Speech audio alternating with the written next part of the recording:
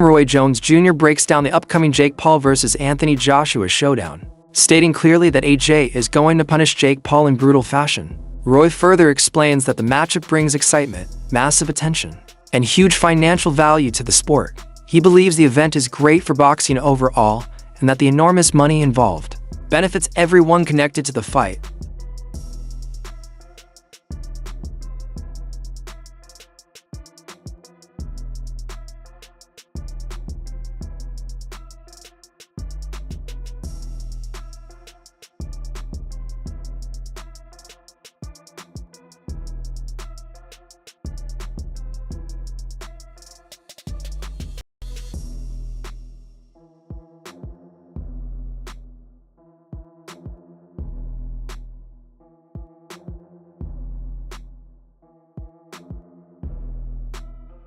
Chisora took a very different angle in his analysis of the situation. For him, the entire discussion has less to do with competitiveness and more to do with business. Chisora argued that fans shouldn't treat the fight as a death match or a legacy-defining moment. Instead, he sees it as a massive opportunity for everyone involved to make a huge payday with minimal risk. He pointed out that Anthony Joshua, Eddie Hearn, Jake Paul, and the full promotional machine behind the fight will all walk away with enormous financial rewards. Chisora's stance is blunt. Critics aren't mad because the fight is bad, they're mad because the people in it are making absurd amounts of money. In his view, AJ against Jake, but what sort of gulf do you expect to see?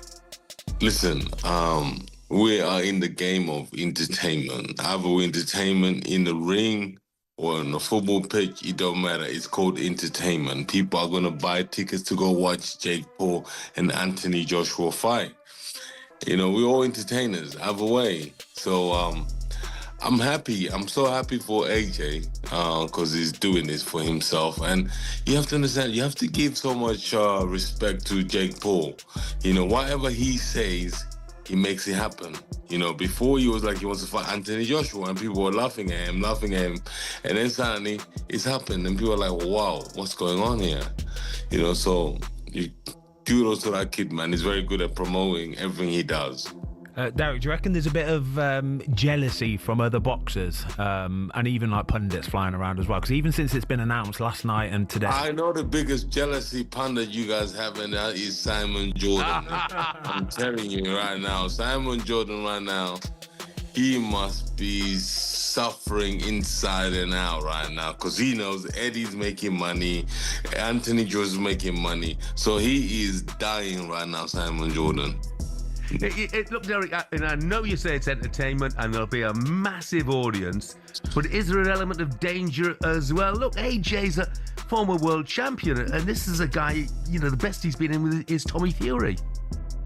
Listen, he don't really care. You know, in a boxing ring, it's the only place you can murder somebody and not go to jail.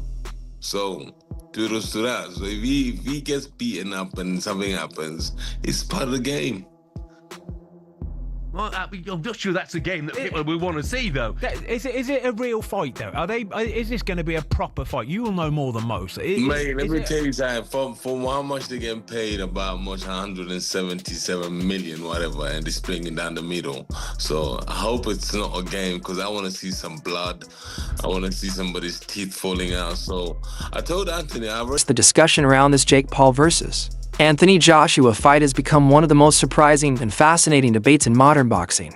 Abdullah Mason presented one of the more balanced perspectives. Instead of dismissing the matchup as a circus or an obvious blowout, Mason argued that Jake Paul has developed enough skill and discipline to make the fight at least somewhat competitive. In his opinion, Paul has spent years training seriously, choosing experienced opponents, and steadily leveling up. Mason isn't saying Paul would beat Joshua, only that fans shouldn't underestimate the work Paul has put in. This viewpoint challenges the usual purist reaction, because Joshua is a former unified heavyweight champion, an Olympic gold medalist. And does that surprise you? Is that the first you've heard of it? That's the first I've heard of it. That's surprising to me. Confirmed, 3 minute, eight rounds. 3 minute, 8 rounds? Yeah. Just your take on it, just seeing Jake Paul and Anthony Joshua in a heavyweight fight.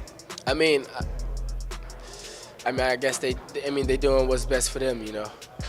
So I feel like, you know, I don't got too much to say on it.